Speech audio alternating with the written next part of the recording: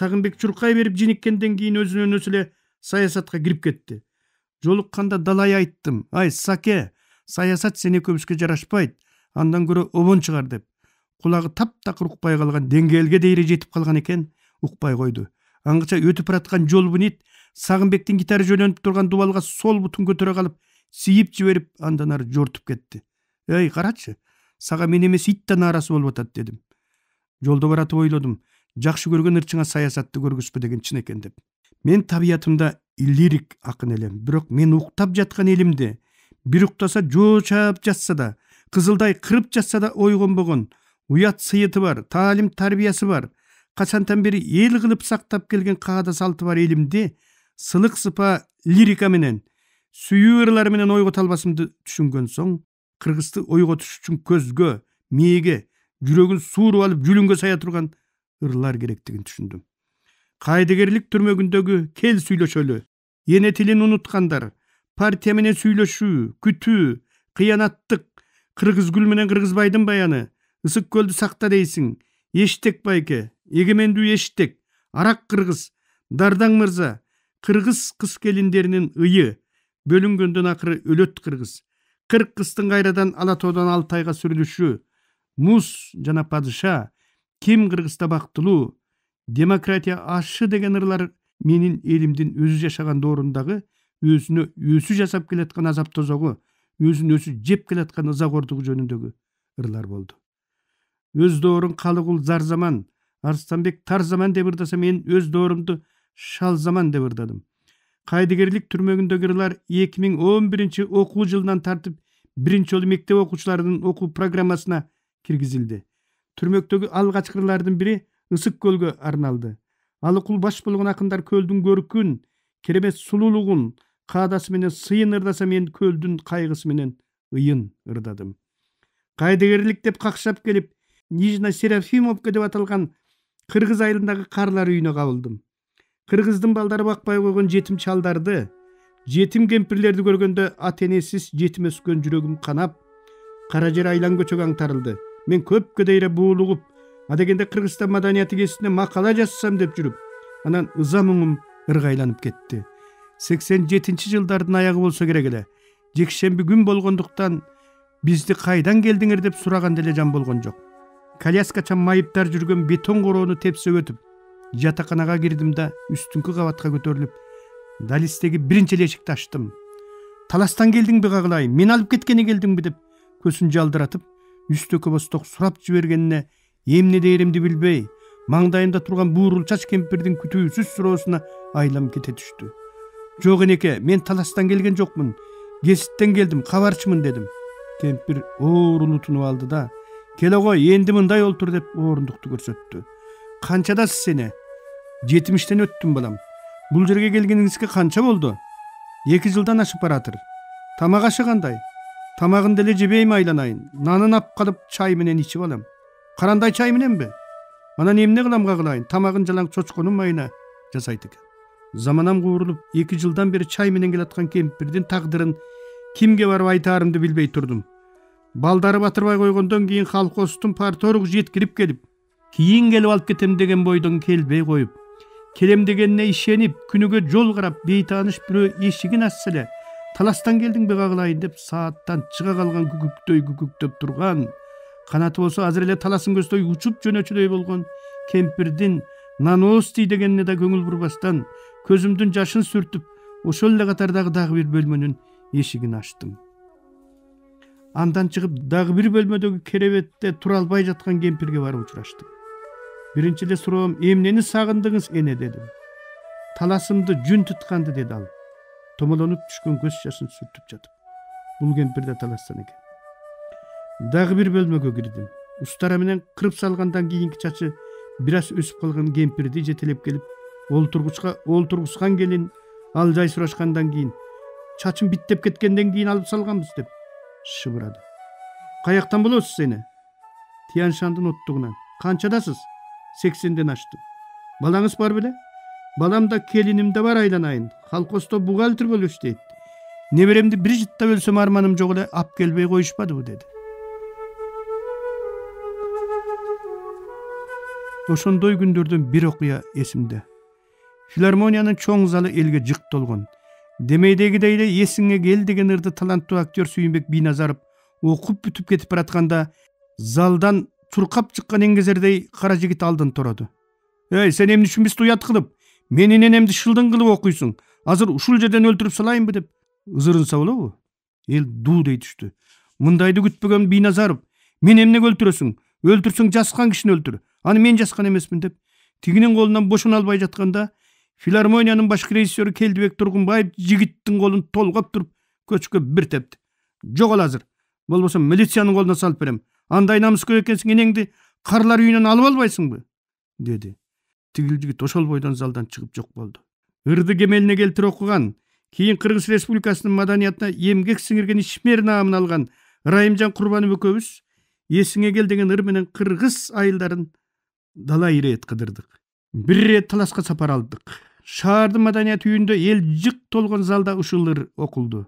Далайлар ыйлап олтуруп, аягына чейин чыдап калбай чыга качкан күндөрүн көрдүк. Ошондо бир эжеке: Шайлообек, моногул ырыңдагы таластык кемпирлердин тагдыры каңырыгыбызды түтөтүп, кабыргабызды кайыштырып туру. Талас эли намыскөй эл. Силер шекерди айланып келгичекти жанагы шүмшүк уул келиндерине чара көрүп, канттагы карлар үйүнөн таластык кемпирлерди алып келип, шартын түзүп, ушул жерде багабыз деп сөз беребиз деген эле.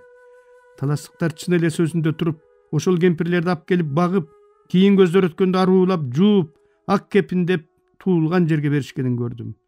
Мен таластык ошол эжеге, талас элине ушул күнгө чейин ыраазымын. Таластык эки кемпирди карлар үйүнөн киндик кан тамган жерине кайрып келген ыр ушул менин эсиңе кел деген ырым болгон. Касым Жестем кайдыгерлик түрмөгүндөгү Эштек байке деген ырымдын прототипине айланды. Ыр агестеги Кыргызстан маданияты кесине чыгып келгенде жээндерим окуп алып, таекем атамды жасып салыптыр, атамдын эле өзү болуп калыптыр, окуй атам окуп албасын, атам көрүп койбосун деп Ажар менен Жаныбек кесипти көрүнгөн жерден көрүнгөн жерге катып жүргөнүн жакшы билем.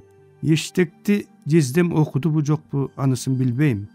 Балким окуса окугандыр. Анткени келген кесиптерди сөзсүз бири сыйра карап окуп чыкчу. Бирок экөөбүз менин ыр жазып жүргөнүм боюнча эч качан сүйлөшүп баарлашкан эмеспиз. Жээндерим Жестемден жашырган ошол ырда чын эле Жездем окшогон миңдеген кыргыз эштектеринин образы бар эле. Кыргызстан маданияты кесинин ошол кестеги баш редакторунун орун басары, айтылуу кара сөз чебери Ашым Жакыпбеков Эштек байкени кесипке өзү чыгартканы. Андан кийин багуусуз калган кемпирлер тууралуу эсиңе кел деген ырымдагы ушул кесипке басылып чыкканда колумду кармап алып, Шайлоо, 1000 таластык жасабаганды жалгыз сен жасадың. Сага рахмат деп кубанып турганы күнү бүгүнкүдөй көз алдымда. Ал эми кайдыгерлик деген ыр биринчи жолу курсташым Нуралы Капаровдун бир тууган агасы Арынаалы 39 жашында врачтардын кайдыгерлигинен мерт болуп, 1988 жылдын чоң кемининдеги Теңирменти айылына жерге берилгенден 5 күндөн кийин 23 февраль күнү жазылган болчу. Кийин бүтүндөй кайдыгерлик түрмөгүндөгү ырлардын жазылышына ушул ыр себеп болду. Бирок мына бул саптар эмнегедир жыйнагыма кирбей кала бериптир. Окуй кетейин. Ал курбумдун айтайын даты менен атамдай болгон агам деп калчу эле, аккан суу токтогондой, аккан кан токтогондо токтойт тура адамдын өмүрдөгү ташы деген. Атасындай болгон бир агасанын балбылдап батып кетти 39 жашы менен. 40 жашка чыкпайт эми, кыйкырган үнүңөрдү укпайт эми, болгону кыштыр жайдыр уктайт эми. 39 деген эмне? Болгону 10дон 3-ө, анан 9, 39. Теңирменти деп аталган айылдагы жаңыга сыккан мүрзөдө турам тоңуп, 39, 39. Ой эми сен Нуралы, ок жеген куландайсың. Ойронуң 39, 39, 39. Эманы 93 кыла албайсың. Көздөн жаш, көкрөктөн арман чыгат. Айткылачы колсун саңарылаган, туура эмес дарылаган. Эң жөнөкөй ооруга да дарт белгисин кое албаган, эң жөнөкөй ооруну да жое албаган, жыландай чал өлтүргөн, наристе бала өлтүргөн врачтар кайдан чыгат? Ошолор оорукана дегенге кантип кирет? Ак халатты уялбай кантип киет? Кантип дегенден жалкып жүдөп, кантип дегендер уйку бербей, мээимде калкып жүрөт. Ömürдүн кайдан билсин баркын булар, о Гиппократтын ант ургурлар. Эл ичинде уялбай кантип жүрөт. Ак койду өлтүрдүң деп тултуктайбыз. Адамды өлтүргөнгө унчукпайбыз. Кайдыгерлик катып калгыр катпай турат. 39 жыл каккан айкөл жүрөк теңирменти деп аталган бир айылда какпай турат. 39 жылдан аркы жыл эсеби аңылдап актай турат.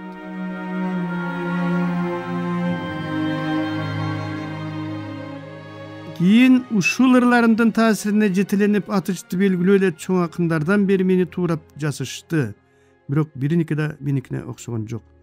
Чыныгы жүрөк менен сүйбөгөн сүйүү жалган сүйүү болуп калган өңдө эле жүрөк менен жасалбаган ыр да эч качан чыныгы ыр болбойт экен. Чыгармачылык деген күн сайын өлүп, күн сайын тирилип туруу. Күн сайын өлүп тирилип турбаган жазуучу өлгөн жазуучу.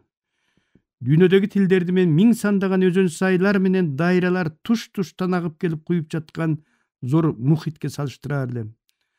Ошол өзөн сайлар менен дайралардын өйүс-бүйүсү жап-жашыл тал теректерге, дүйүм чөптөр менен жайнаган гүлдөргө толуп, миң түркүн куштар сайрап турат.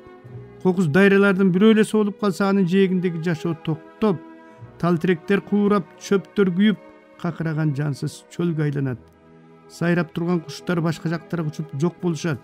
Мен эне тилимдин ушинтип соолуп жок болушун эч качан каалабас элем. Өнөр өлбөйт деген экен элибиз. Өнөр алды кызыл тил деген экен элибиз. Элдин тамыры тил. Өткөндө Бишкектеги тамыры чириген дарак жыгылып бир киши жок болду. Эгер эне тилдин тамыры чирисе, бүтүндөй эл жок болот. Эл жок мамлекет да болбойт. Калк болгону касынан мурда, өсүнөн мурда, сөзүнө таянып, сөздү жолдош кылыптыр. Баарына сөз улук, баарына сөз алды деген ошондон улам калса керек. Ошон үчүн чөпкө жыгылбагандар сөзгө жыгылган. Кыргыздын кызыл тил тарыхы бери дегенде эле 2000 жылдык узак жолду кучагына камтыйт. Кененине сөз жетпейт да тереңине көз жетпейт. Ушу тапта жат кадырынан өз кадыры, аз кадырынан көп кадыры кемип, баарынан да сөз кадыры кемип турган чакта оймоктой ой дүйнөсүнө 12.000 аалам баткан бабаларыбыздын балбан сөзүнө, баба сөзүнө башыбызды ийели. Кыргызы менен кылым кесип, асса асып, тосса тосуп, булактан аккандай кулакка агып, атадан балага тарап, энеден денеге тарап, муунда муунга кам болуп жүгүрүп турган сөз телегей тегерени олтуруп, тегин жерден бизге жетпеген чыгар. Ажал баарын алат, жалгыз гана сөздү ала албайт деген экен кыргыз. Сөзгө гана өлүм жок деген экен кыргыз. Анда ар бир кыргыз баласынын туу тутуп туулган журтунда тулга кылар. Тушу туташ, түбү түптү, уңгусу уюл, төшү жерге, төбөсү көккө, тарыхы ташка, тамыры башка катылган көөдөн дүйнөсүнүн, көкүрөк дүйнөсүнүн көркү сөз болсун дейли. Сөз баккан адам деле мал баккан адамга окшош болот. Нааматбек деген атактуу чабан агам өзү баккан 700 ак койдун ар бирин өңүнөн таанычу. Мен да өмүр бою сөз менен иштеп, сөз багып келаткандыктан ар бир сөздүн арык семизин кармалап көрүп өңүнөн тааныйм. 2010 жылы Чыңгыз Айтматов атындагы Тил жана Адабият институту 50.000 сөз камтыган кыргыз тилинин сөздүгүн чыгарды. Ага мен көптөн бери өзүм багып келаткан сөздөрдү айдап барып коштум. Алар булар: жол бүгүн, коомдун саясий, социалдык, экономикалык жашоо турмушун, учурдагы алган багытын, баскан жолун туюндурган сөз. От мустак, от менен мустун ашташкан жерин түшүндүргөн сөз. Мүрзөгүл, көз өтүп кеткен адамдардын аза кайгысын тең бөлүшкөн некрологдун ордуна колдонула турган сөз. Улутман, улут үчүн күйгөн киши же улуттун рухий, атуулдук ар намысын, асыл дөөлөттөрүн коргоочу жамаат, коом, эл. Азыр Утыркынын улутман берүүсү Түгөлбайдын алып барышында жумурай журтка белгилүү. Бул сөздү Жетимен журналында иштеп турган кезде белгилүү акын Кыялбек Урманбетов тапкан. Бомбейгат карапайым адамдардын бийлик бутактарына, чоңдорго жазган арыз муңунун кайрылуу каттарынын топтому, жыйындысы. Апарман, кызыл менен сарынын ортосундагы түс. Апарман түстү шырдактын жүнүн боёгондор, сайма сайган устар көп колдонот. Ат башын арында апарман десе, актыла жагында напарман деп коет. Жетимен, Кыргызстандагы маданий журналдын аты 2004 жылдын 1 мартында Юстиция министрлигинен каттоодон өтүп, 4 саны жарыкка чыккан бойдон токтоп калган журнал. Желгербес, кичинеле мансап күтө калса менменсип кеткен жаман сапатты жер менен баспай каада күтүп көп калгандыкты түшүндүргөн сөз. Алачык, байыркы мааниси алачык, көбүнчө жарды жалчылар, кедейген балдар жашаган үй дегенди туюндурган. Козу түш, убакыттын чен өлчөмүн билгизет. Күндүзгү саат 10:30-дан 11:30-га чейинки мезгилди түшүндүргөн сөз. Илгери кыргыздар койду эле эмес, козуну да кайтарган. Ошондон улам козу түш деген сөз пайда болгон. Кырк элек, кырк элек. Кыргыздын байыркы музыкалык аспабы. Бакайдын кеңеши менен 40 руудан бирден кылап келип тагып, аны 40 элек деп атап, бөлүнбө тууралуу антташкан. Удургу, жапайы уйдун аты. Кендирбаш, Каракуурайдын Алтайча аталышы. Бул сөз көбүнчө алтайлык кыргыздарда колдонулат. Бөтөн зордук, күчүнө, зордук зомбулугуна, байлыгына, бийлигине, мыкаачылыгына же таасирине таянуу менен жеке адамдарга, алсыз өлкөлөргө басым кысым көрсөткөн ар кандай органдардын, уюшкан топтордун, мамлекеттик органдардын, мамлекеттердин өкүм зордугуна берилген аныктама. Сөздүккө киргенге үлгүрбөй калганда сөздөр бар. Мисалы сөз бөрү. 3 же андан көп адамдардын коомдун аргыл жактайындагы маселелерди кызыл чеке болуп талашып, тартышы. Даңгөт, мифтик айбанат. Бир эле убакта сууда да кургакта да жашаган жаныбар же бегомоттун жок болуп кеткен байыркы түрү.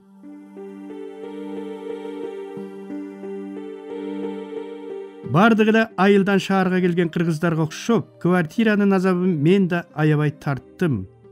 Зейненин боюнда бар кези. Ал тургай төрөр мезгиле жакындап, ай күнүнө жетип турган маалы. Экөөбүз шаардын асфальты эзилген аптаптуу күндөрдүн биринде Ош базары турган жерден Киркомстромду көздөй жөө ээрчип, эшик алдында күн чубакта олтурган орус кемпирлерден квартира сурап кетип баратабыз. Сколько у вас детей? 2. Я вижу, скоро у вас будет 3. Нет, не сдам. У меня нет сил переносить шум гам ваших детей, деди. Көлөмү мышыктай болгон жылаң ачтын кучактап, анысын өп жыттап олтурган орус кемпир сөймөйү менен Зейненин курсагын сая көрсөтүп.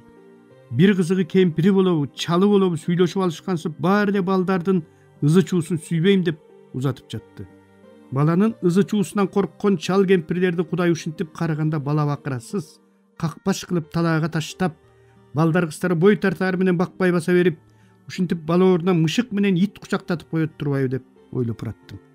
Кызыл аскердеги орус туугандардан жолубуз болбой, кыргыздардын борборунда кыргызды Кудай ушинтип мусапыр кылып койгон үчүн кимди сөгөрүмдү билбей, эртеси экөөбүз кайрадан ээрчишип алып, эми төкөлдөштөгү уйгур туугандардын уй кою чубап турган көчөлөрүн аралап, каалгаларын кагып кетип баратабыз.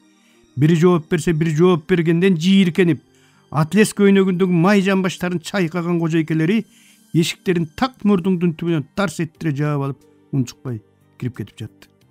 Ушуну көрүп туруп көкүрөктөн көк түтүн булайт. Акыры өзү түрмөдө олтурган орустун үйүндө 1 жыл, 2-3 үйүн квартирага берип коюп, жер берилбеген ошол заманда эле тетистин жанынан жер ала коюп, кепе тургусуп алып, квартиранты кармап жүргөн уйгурдун үйүндө 1 жыл жашадык. Кайсыл 1 жылы көчөдө калганда кадимки эле Мелис Эшимкановдун Кызыл аскердеги үйүнүн короосундагы куркулдайдын уясындай болгон тепкедей кепесине көчүп барып жашадым. Бул кепеде жалаң атактуулар жашаган шаке деп калчу Мелис Раматлык.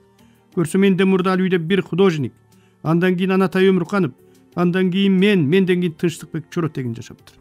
Кыргызкүл менен Кыргызбайдын баянын ушинтип квартиралап жүргөндө жаздым.